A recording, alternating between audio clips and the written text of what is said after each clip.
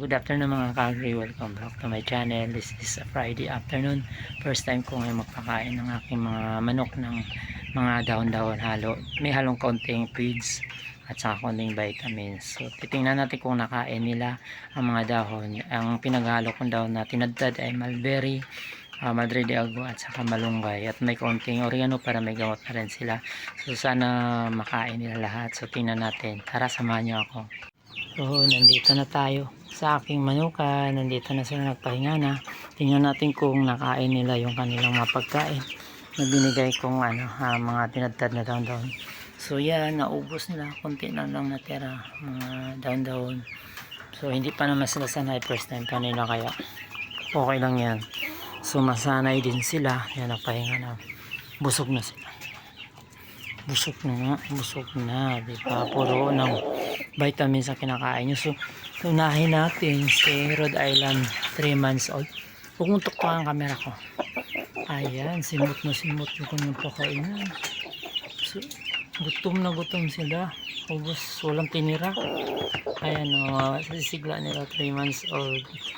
Tapos tubig na lang binigay ko kasi kanina maga ng vitamins na sila.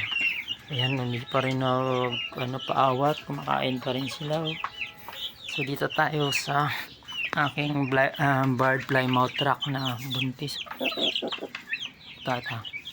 Ayan, tingnan natin yung pagkain mo. Hindi naubos, so okay lang yan kasi nag-a-adjust pa siya. Ang busog naman, ang laki na ng botse niya. So yun, itong mga pakawala ko, makukulit yan. Malaki yan. So yung native na Philippine chicken. Ito sila, mga heritage chicken po. Bird plymouth rock at saka Rhode Island.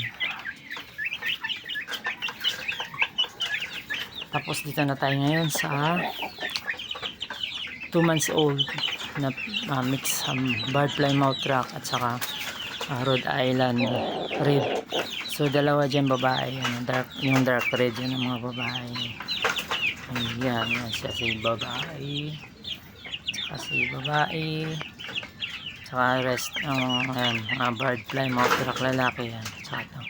So yan makulit yan, kumukupa na yan, kinukupahan niya ito, maliit. Ayan, pero di pa naman yan. So na natira silang konting pagkain, pero tuloy pa silang kumain. Nasanay din sila sa mga dahon-dahon. Saka yan, nangingain pa rin. Dito tayo sa